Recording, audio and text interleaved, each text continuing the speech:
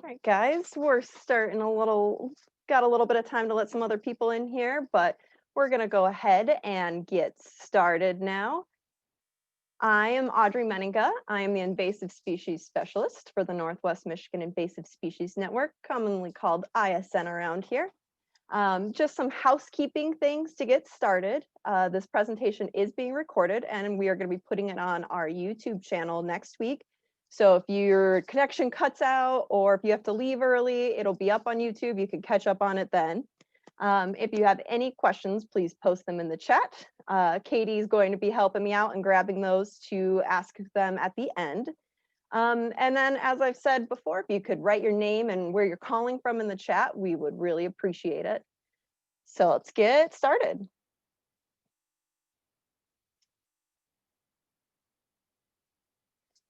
So our organization is very focused on our partners. These are some of the major partners that we have, and this is our service area down here. If you're familiar with our service area, Grand Traverse, Leelanau, Benzie, and Manistee counties. We do a lot of work in those areas. We are a cooperative invasive species management area, often called a SISMA because that is long and clunky to say. So Michigan has SISMAs. I know New York has PRISMs. Some people have CWMAs. In Michigan, we all have SISMAs. Every county is represented by a SISMA in Michigan. And we are working to protect, enhance, and promote Northwest Michigan's natural communities through terrestrial invasive plant management and outreach. We also run a program called Go Beyond Beauty. It's a voluntary program to remove invasive ornamentals from local nurseries and landscape inventories. And I'll just share a little bit more about that on the next slide. We also do a lot of invasive species control, high priority species and high quality habitats. We focus a lot on Japanese knotweed, invasive bittersweet, garlic mustard, and invasive Phragmites. We do early detection and response species as well. We have one population of black swallowwort. We have a couple populations of Chinese yam, so we like to try and get out ahead of those. We also do volunteer work bees, specifically garlic mustard in the spring, and we also do baby's breath throughout the summer. We also do a lot of outreach, presentations, resources, and education for municipalities, other organizations, and the general public. We enjoy getting that information out to anybody who will listen to it. So Go Beyond Beauty is a voluntary, like I said, a voluntary program to remove invasive species from the local nurseries and landscape inventories. We are hoping to get ornamental invasives to not spread out. Planting is a great way to spread invasives. And a lot of people just don't know what they're planting could possibly be invasive and escape from their gardens. So we are working with businesses to stop selling invasive ornamentals. And we work to educate sellers and buyers. And we do a lot of promotion and outreach. You can see here, this is a list of landscapers that we nurseries and landscapers that that participate in Go Beyond Beauty, and we give these out to landowners so that they know where they can go to buy natives or non-invasive plants. So habitat matters. For people, we do a lot of recreation up here. We enjoy being out in nature and seeing all of the beauty around us. For wildlife, you know, they need it to live. We need pollinators, and there's a lot of hunting up here, and people love to bird watch, and having intact habitats make that count.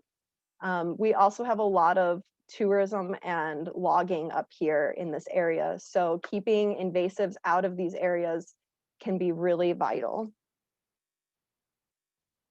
Moving into hemlocks. So for those of you who are unfamiliar with what a hemlock looks like, it is an evergreen tree. It's an old growth tree that can get pretty tall. They live about 500 to 800 years. They have needles that are pretty flat here, you can see, and they have a white stripe that goes right along the back side of the needle. There's also these, I call them little racer needles, but they're upside down needles that go along the tops of the twigs. They also have these small cones here that hug the branches, and they are you can kind of see them here. This is a balsam fir. It looks similar. Oftentimes we've confused it while we were out in the fields. And it does have a similar growth pattern. It does have longer and darker needles, and it's not going to have these upside down needles growing along the top side. So why are hemlocks so important? Hemlocks provide services for landscapes and wildlife. They're great habitat for wildlife. Oftentimes in the winter, you can follow a deer trail through the snow and it'll lead you straight to a hemlock. They're critical parts of many animals' diets. Porcupines love hemlock. Deer will eat them in the winter time. They'll eat the more mature hemlocks in the winter time when it's a hard winter. They'll also eat the saplings. You'll very rarely see young hemlock because the deer will just eat those right away. Squirrels will also eat them. They do direct cooling of habitats in the summer, and they help trap heat in the winter. We actually just experienced that earlier this week. We were up in Northport and it was pretty windy, and we stepped into a hemlock grove and the wind cut off and it actually got warmer, and we really appreciated that. So they create a microclimate for unique plant communities, and they help delay snowmelt, keeping streams and groundwater cooler longer, which is very important for a lot of our important fish species like trout.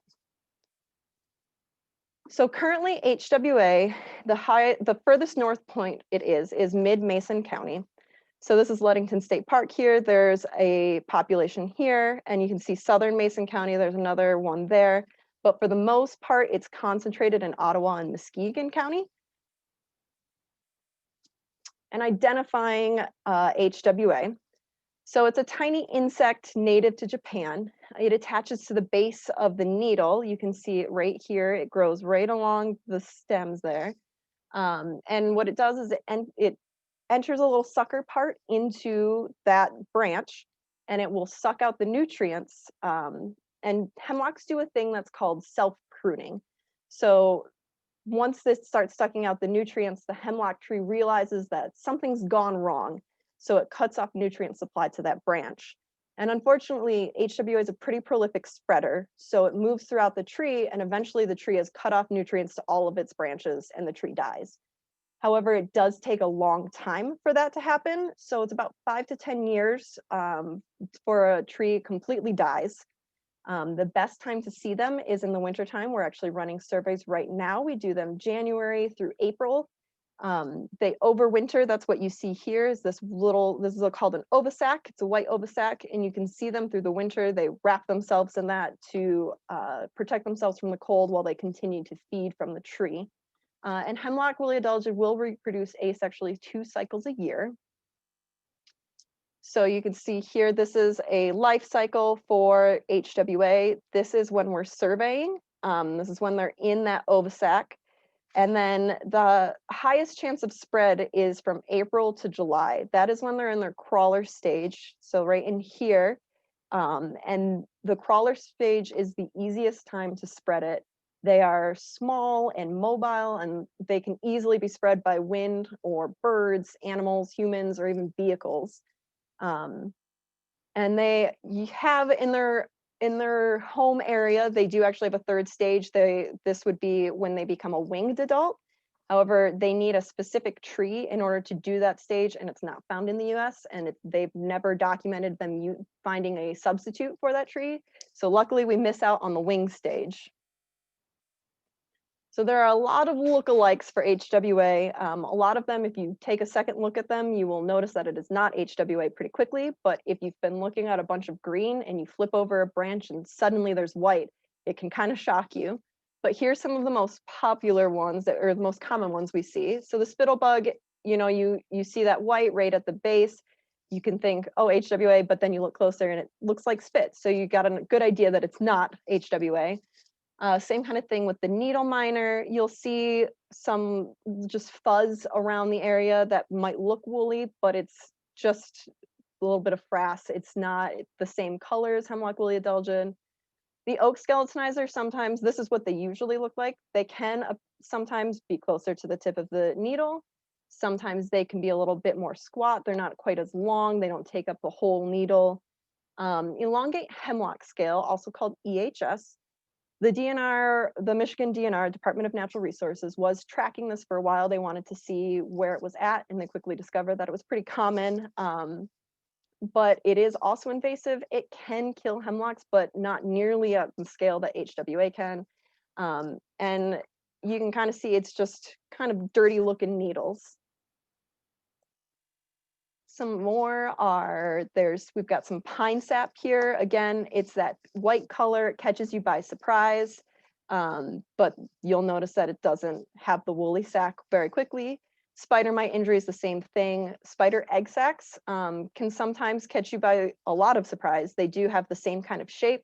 They're not usually woolly. You'll notice there's a flat edge around this. They often have that, or they'll have all this webbing around it. Or you'll see an actual nest. And sometimes, and you'll see too, like this is taking up 2 needles. The hemlock woolly adelgid won't take up 2 needles. It'll just be right at the base of 1 needle. The one that catches us most by surprise is the beach scale. It looks very similar to HWA, can often land right at the base of the needle, and can really surprise you. The easiest way to see if it's beech or if it's HWA is to look, and if it's, you know, rubbing up against a beech tree, it's probably beech scale. But we usually are more cautious if we see something like that. We usually take a sample where it can go to a lab and get tested there. We encourage anybody who is not sure to send a picture to either their local SISMA or their local contact for hemlock woolly adelgid. But sometimes when you're out in the field, they don't look like lab pictures. So these are pictures that I took out in the field. I will give you guys a quick 15-20 seconds to look. There is HWA on this page, and then there are a bunch of lookalikes on this page as well.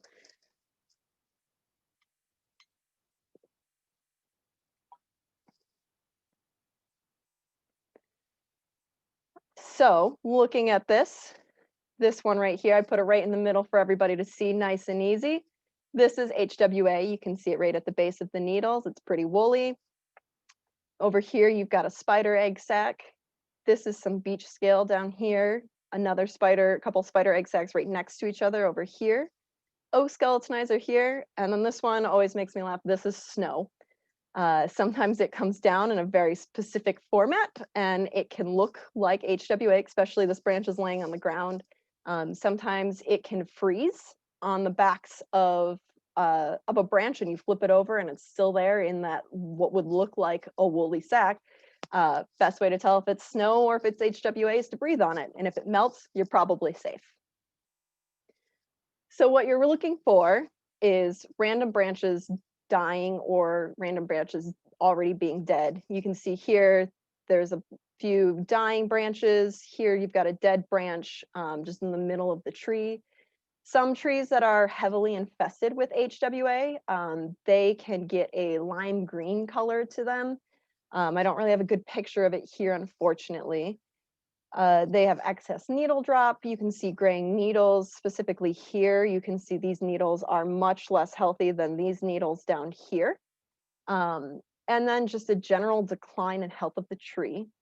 Some trees that are heavily infested, if you don't even have to flip over a branch, you can see them right from the top. Of course, you should always flip over branches if you're doing a survey to look. And depending on the method of spread of HWA, the hemlock will begin to show that infestation in different places. So if a bird spreads HWA, you're going to see it come from the top down, which is maybe what happened here. This is pretty far along. If a person spreads it, it's going to come from the bottom up. It's just where that first point of contact is. So some of our priority areas that we're looking at parking lots and trailheads, campgrounds with low-hanging branches. These are all heavily trafficked by humans, and humans are very capable of spreading HWA. We're also looking near waterways, in flyways and high elevations and forest edges. These are frequented by birds, who we suspect they're spreading HWA as well. We're also looking at HOAs and landscaped areas, so that we are looking at those ones because they're more likely to bring in hemlock stock, and hemlock from nurseries can be a high risk vector. And then specifically for us, Southern Manistee County, as I said, Mason County is the furthest north it's come so far. Manistee is the next county north of Mason County. So we're keeping an eye on that county line. Audrey, would you tell us what HOA stands for real quick? Yes, sorry, HOA stands for homeowners associations. You get really used to using acronyms for things because they're long words, so sorry about that. So conducting an actual survey, I'll show you a video on the next slide, but there are two different types of surveys. There are detection surveys and delimitation surveys. Delimitation surveys are done when HWA has been found at a site, and you're going to be checking every hemlock that you come across. We are not doing those in our service area. We have not found HWA. So we are just doing detection surveys. Detection surveys are focused on 5 miles from the lakeshore. Hemlock woolly adelgid needs Lake Michigan. If anybody is from the area, they're probably familiar. It's the reason why we can grow fruit. Lake Michigan is very good at moderating our winter temperatures. So interstate gets really cold often, will be more of a moderate temperature, and HWA needs that in order to survive through the winter. They don't like it when we get super cold. So we're focusing on the 5 miles from the lake shore. When we're looking at a site, we're looking at up to 30 trees per acre. So if there's just one tree, we're looking at that one tree. If there's 42 trees in that acre, we're still only looking at 30 trees. We're doing a strategic meander, which means we're following ridge lines or trails or swaths of hemlock. You know, especially with a lot of this area, we've got a lot of hilly terrain. So we're not trying to make it harder on ourselves. So we're going to follow a ridge line at the top. We're not going to go up and down the hills often. And since we're looking for hemlock, if we're in a hemlock grove, we'll just follow that hemlock grove. And we're just going to adjust our acre that we're surveying by how we're walking. If we're walking in a grove, we'll do a square acre. If we're walking on a trail, we'll do a linear acre. You're looking at 4 branches per tree. Ideally, you want to look on one branch of each side of the tree. But the thing about hemlocks is they don't always grow how the survey wants you to survey them for. Sometimes you can't get to 4 branches, or sometimes you can only reach 1 branch, especially if you are in an old growth hemlock stand. Similar to how hemlocks will self-prune when they sense something wrong with a branch. If that branch isn't getting sunlight anymore, they'll also cut that branch off. So you get into a hemlock grove and you've got a bunch of, 50, 60 foot hemlocks with no branches in reach. So you do the best you can. You get to the branches you can. You can also count branches found on the ground. So you can kind of see them sticking out a little bit here. This is a porcupine. Porcupines are really nice about breaking off branches. So are squirrels. You can pick those branches up and check those branches. The only problem is if you were to find HWA on them, you don't necessarily know which tree it came from, but that's a problem for the future. Just knowing that you have it out there is the important part. And, focusing on trees, if a tree looks like it's declining in health, probably check out that tree. And if you don't find any hemlocks, that's still data so that we know that there's no hemlocks there. So this is a quick little video of just walking up to a tree. You're going to look for the branch and flip the branch, and you can see here, we'll go through the quick 7 seconds again, I guess. But you can see once I flip it, this is all HWA that's growing under there. So even though this branch is heavily infested, you couldn't see it from the top. So that's why flipping the branches is important so that you can see what's growing under there. On a similar note of things to look out for in the field, there are, of course, some dangers of surveying. I put these nice pictures in over here to distract you from that. There is a lot of uneven terrain, particularly in our area. As I mentioned, it's very hilly. When we have snow, we don't really have a lot right now, but when we do have a lot of snow, trees and fallen debris can hide under that snow. And you don't know it's there until you step on it, or rocks, or even sometimes if we have enough snow and enough wind, you don't even know that the terrain is changing on you until you take a step and you step down further than you expect, or you step up further than you expect. Hanging branches are another thing to keep an eye out for. Widowmakers are branches that, usually large branches that have broken off from trees and are caught in other trees and are just waiting for that perfect windy day to fall out of the tree. And on that same note, you want to watch out for trees that you're balancing against. A lot of times where hemlocks are growing, ash trees are also growing. And as we are all very aware, the ash trees have taken a hard hit. The younger ones, the tops can snap off at points when they've been dead long enough. And also on windy days, dead limbs from trees that have been on for a while can also snap off. So they're things to watch out for. Icy patches, especially during our freeze-thaw cycles. And if you're surveying along a river, watch the banks. Sometimes snow can drift out over the banks and make it look like there's land there. Always test your footing out if you're walking along the banks of a stream or a river. And of course, the cold. It's pretty obvious, but sometimes you get cold and you don't realize how cold you are until you've gone inside. Also making sure that you're staying dry. Hemlocks accumulate snow on them, and when you try to flip branches, they have a tendency to drop said snow down your back. Not that I've ever experienced that before. And if anybody is curious, this is actually a ruffed grouse up here. I usually scare them up out of the field and have them fly straight in front of me, but this one was kind enough to fly up into a tree so that we could take this very nice picture of him. Oops. All right, so the most important thing about this presentation is that we cannot confirm HWA is in an area until the USDA APHIS confirms it. So when we take a sample, we send that on to MDARD, who will either can say this is not HWA, or they'll send it on to USDA APHIS, who will make that final call. And the only people who know that we've taken a sample are going to be the landowner, ourselves, the DNR, MDARD, and USDA APHIS. That is because when HWA is confirmed in a new county, that county has to go under a quarantine, which means that hemlock stock cannot come in and out of the county. So then hemlock stock in nurseries has to be properly disposed of. So another thing to keep in mind, if you're in a county that has a quarantine already, oftentimes moving hemlock waste, you'll need a permit. It does vary county by county. Another important part is that only a permitted organization can take a sample. We are permitted to take that sample. All of the SISMAs in Michigan that are doing these surveys are permitted to take a sample.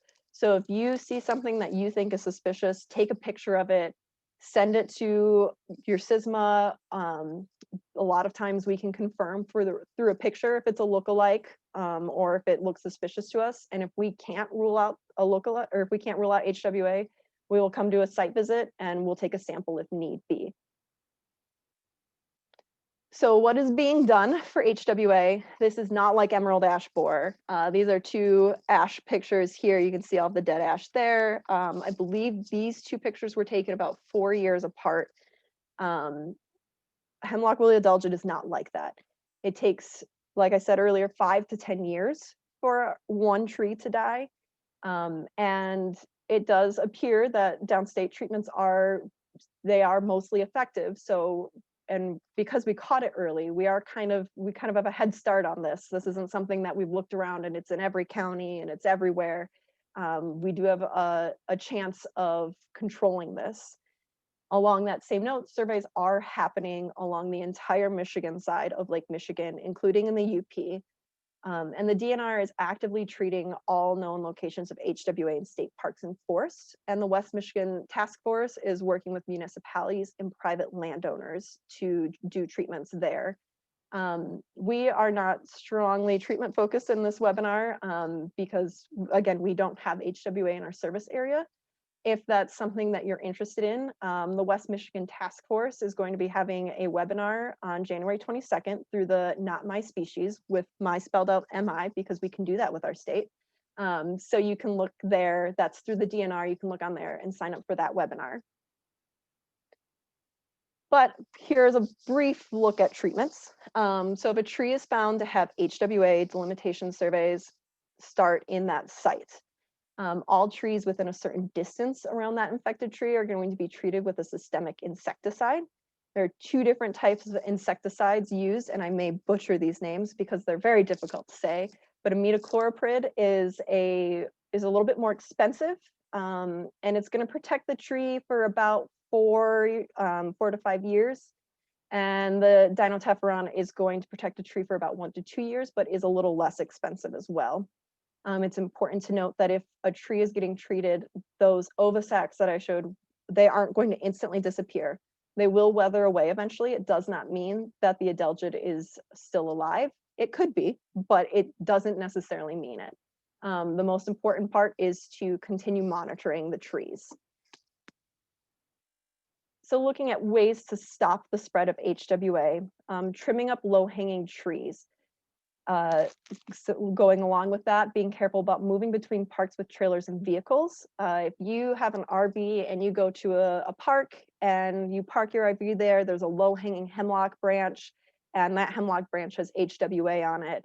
And then you drive back to your house after you're done camping and you park your RV underneath a hemlock with a low-hanging branch, you can spread HWA from that park to your house. Or similarly in the opposite way, if your tree has HWA and you move it to a campsite. So trimming up those low-hanging trees can really help. If you're buying hemlocks at a nursery, check the stock when you're buying it. If you find something you think looks suspicious, you can either, again, let your local SISMA know, or you can let MDARD know directly. Animals can be spreaders. Like I said, birds are a particular concern, especially because if they get into the top of, a 70-foot hemlock, it's going to be really difficult to see until some of that hemlock stops dying or starts dying. And of course, the easiest way is to survey your trees and see if find anything suspicious out there. So some resources for you if you want to look more into HWA. We've got michigan.gov/invasive. This is a little bit more technical information, particularly about treatment.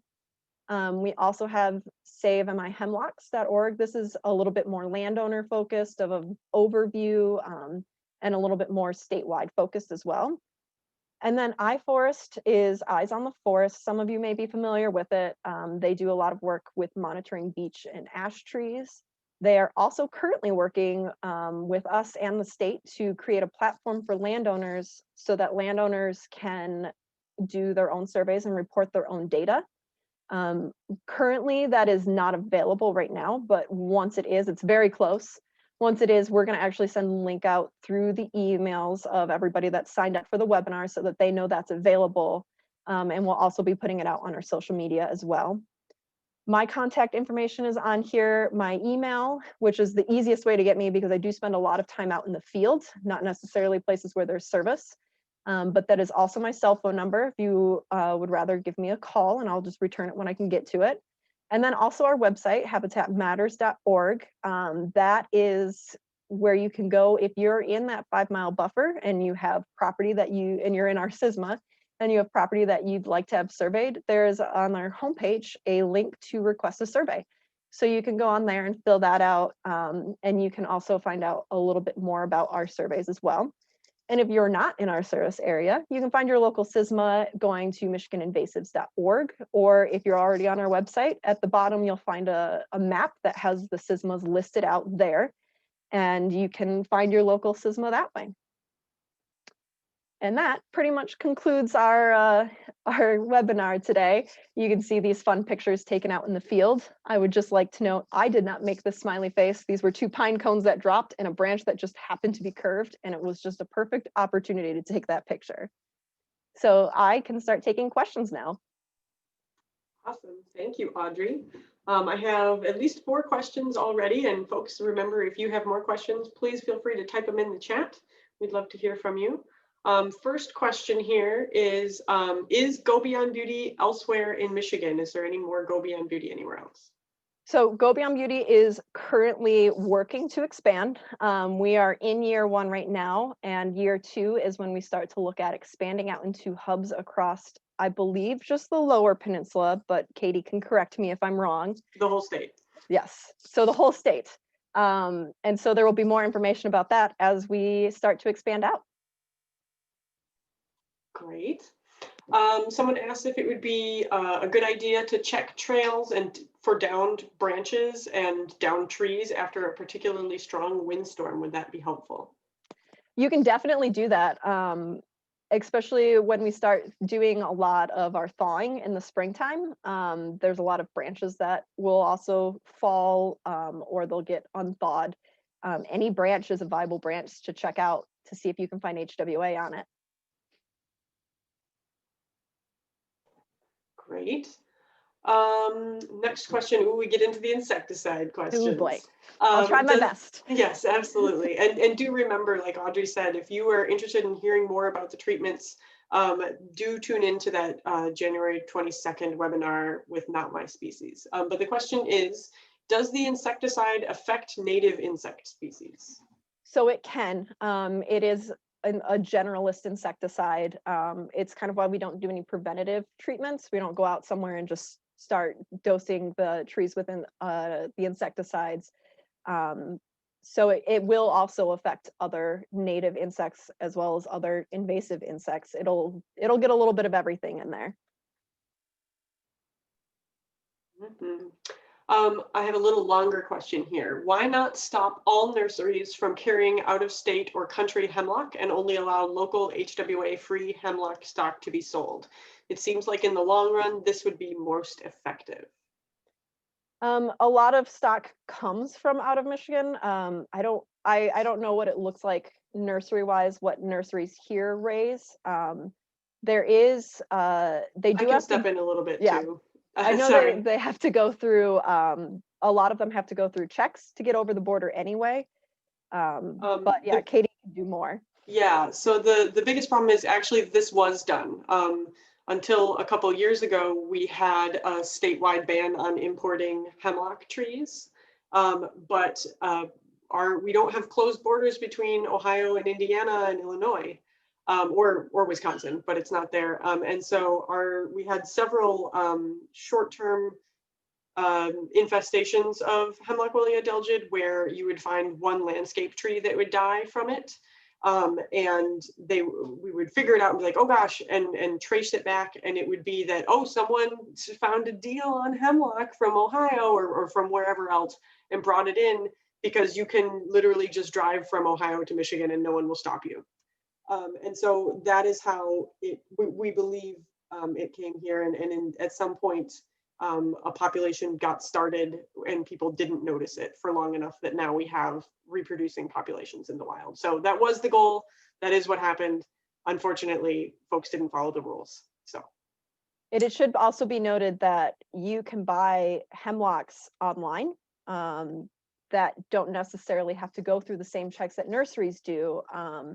So I know that there was a spot down by Silver Lake Recreation Area where there was a tree found infested, and when they were asked where they had gotten that tree from, they said they had ordered it through, I believe, Amazon.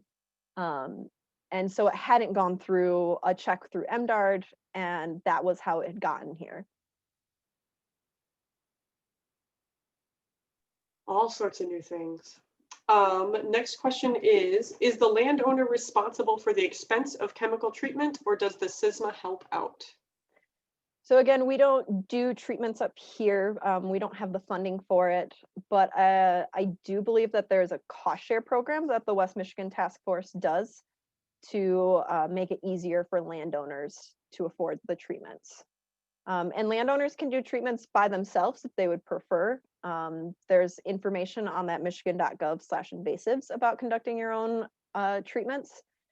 But like I said, I think that the West Michigan Task Force does do some cost share. Katie can correct me if I'm wrong.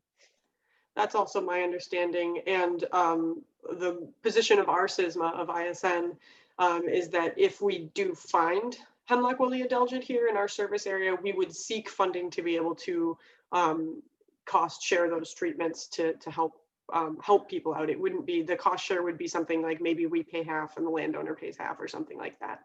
But because we don't have it yet, we are not able to seek funding about it just yet. Next question is there a natural predator of HWA?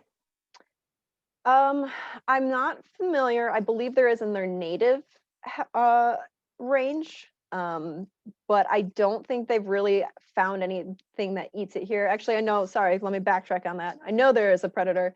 There is a biocontrol that they've been using out east where it's been really bad.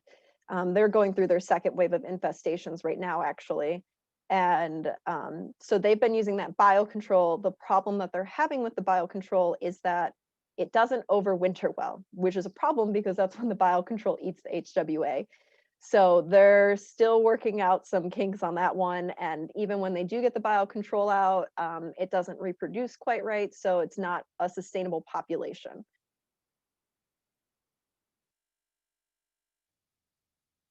Sorry, I couldn't get myself unmuted there for a second. Does the insecticide also have any direct negative effect on birds aside from possibly killing native insects? I would assume that it would be the same kind of thing as with, you know, the food chain there, that if it eats an insect that has been, that has gotten insecticide into it, it could injure a bird. But I don't know that there's been studies done on that with these specific insecticides. I'm not super familiar. That would probably be a better question for that January 22nd one, unfortunately. I would agree. Are the two main insecticides used for HWA sprayed on or injected into the tree? So there's a couple of different options. There's doing granular spread, which they're just like little pellets. You put them on the ground around the tree, and they soak into the soil and get into the roots that way. You can do injections. I believe that's what West Michigan Task Force is using as injections. And you can also, there's also like a basil spray you can do. So, and also soil drenches. So there's different ways to do it. I believe that the injection is the easiest way to do it, especially for landowners. But again, I'm so sorry, you guys. I'm not super great with the treatments because we haven't done them yet. And hopefully never. Hopefully we never have to do them. Hopefully never. And again, you know, that other webinar I think is going to be really Yes. great. Drew is actively doing these treatments on a whole bunch of different sites, and he's very knowledgeable. So it's great. Last question I have for now is there a site or is there a map showing all the sites in the state where Hemlock woolly adelgid has been found? Yes, let me go back to it. Bear with me while I go through a bunch of slides here. Gotta let it catch up with me. Oh, too far, Audrey. Here we go. So this is the known extent in Michigan. All of these dots are where HWA has been found. As you can see, again, they're right along that coastline in that 5-mile buffer. There's a couple out here that somehow got all the way out here. Those were spread actually by an RV. But so it can survive out there, but they've been treating that. So hopefully that goes away soon. As Katie was talking about a little bit earlier, there was an old infestation found in Emmett County, up at the tip of the mitt. That one, they believe, that one, I think they had it active for 3 or 4 years and they were treating it and they didn't find anything later. So they believe it to be eradicated. And in the last 2 years of surveys, they haven't found anything. So there was that old infestation, but for the most part, like I said, it's down here in Muskegon and Ottawa counties. And if you'd like to look at more maps, they are available on michigan.gov/invasives. And then you go to like species, and then insects, and then you scroll down for Hemlock woolly adelgid. I also put the link in the chat. It's not a link that I can spell out to you. But they have maps for each county for the infestations that are known now, as well as like the history. So Audrey was talking about the infestation in Emmett County. I believe there was also one in Oakland. And you can see when those happened and when they were declared finished. So that can be super duper useful. Feel free to check that out. I have another question here. If we discover HWA on one tree on, say, a half-acre lot, do we spray all the trees or on the lot or just the one? So my understanding of how the treatments work is that you start at that one tree, and then you're going to work your way out from that tree, spraying all of the trees in that area. That's how I understand it. Again, that January 22nd one would cover a lot more treatments, but it is definitely, you start with that one tree and you work out from there until you don't find any more. I live in Southeast Michigan and I think I have a nice habitat for hemlocks. Do you recommend that I plant them? I would always recommend that you plant hemlocks. Hemlocks are my favorite evergreen tree. So I would always recommend it. It's great for wildlife. Again, remember that they do live about 500 to 800 years old, so they're going to get very big. But yeah, if check your nursery stock before you buy them, but I would always recommend planting hemlocks. I'm sure Katie would agree too. They are my first favorite evergreen conifer and my second favorite conifer. It's true. I would just add Southeast Michigan could be a little weird for them, just moisture wise. Sometimes they have weird moisture requirements, but it could certainly be a fun experiment to try because they are really fantastic trees. You may want tree tubes if you have deer nearby because they will eat them. They will eat them, especially when they're young. Yeah. What is the condition of Interlochen State Park? It was particularly diseased 10 or so years ago. We'll start with, I think there's a couple questions here. Okay, so the DNR is surveying all of their state parks. Interlochen is more than 10 miles, I believe, from the lake shore, which is kind of like 10 miles is the farthest they've ever found it. And I know it does have a lot of hemlocks. I drive past it frequently and I go, oh, look at all those hemlocks in there. But the DNR is the ones that are in charge of doing those surveys. I don't believe they've found anything suspicious. There's nothing confirmed there at this time. Yeah.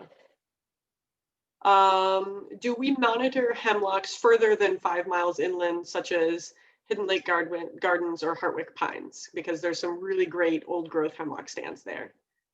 Probably, I think Hartwick Pines is probably far too far from the lake shore. They get pretty cold, especially because they're in that snow belt. I'm not familiar with the first location, but we will sometimes survey further than the 5 miles. We often survey within 10 miles of the lake shore.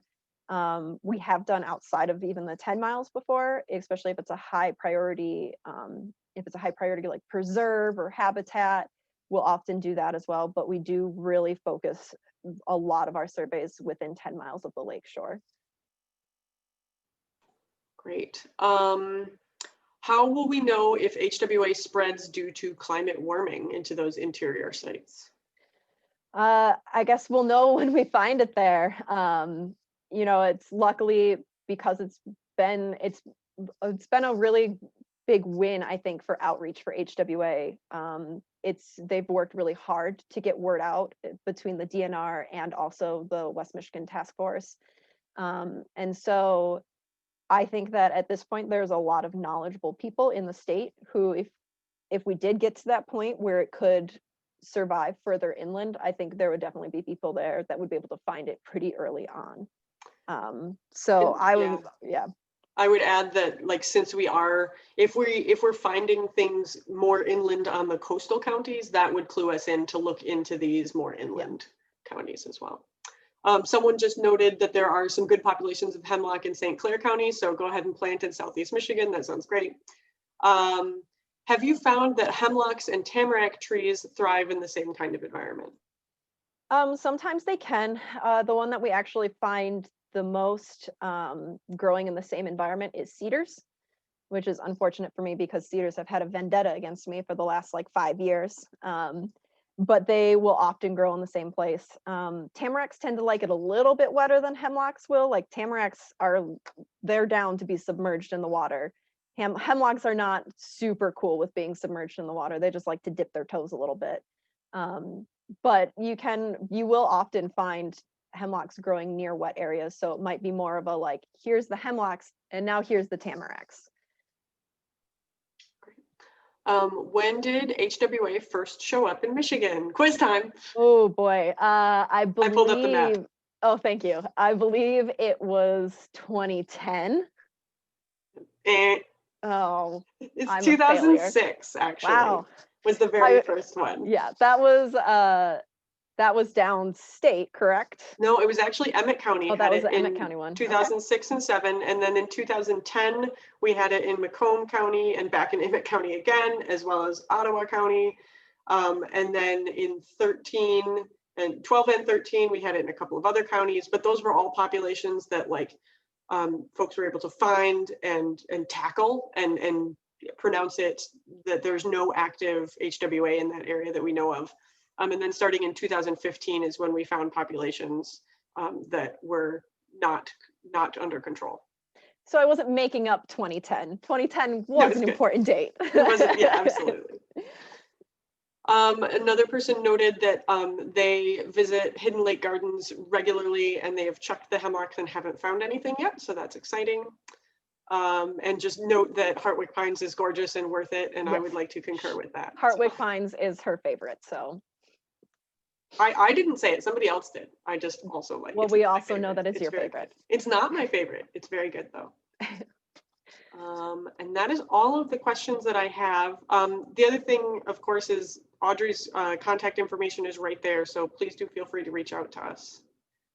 And we are still accepting requests for surveys. Again, if you're in our service area. If you're not in our service area, again, check out that SISMA map. Like I said, all of the SISMAs are conducting surveys along Lake Michigan. So UP or Lower Peninsula, somebody is checking out your area if you're along Lake Michigan. Absolutely. And the rest of us, even if the SISMAs aren't actively doing HWA surveys, they're hearing about it from the rest of us. We all talk. And True. so they are definitely aware of the problems. But thank you so much, Audrey. You did an amazing job. And thank you all for joining us.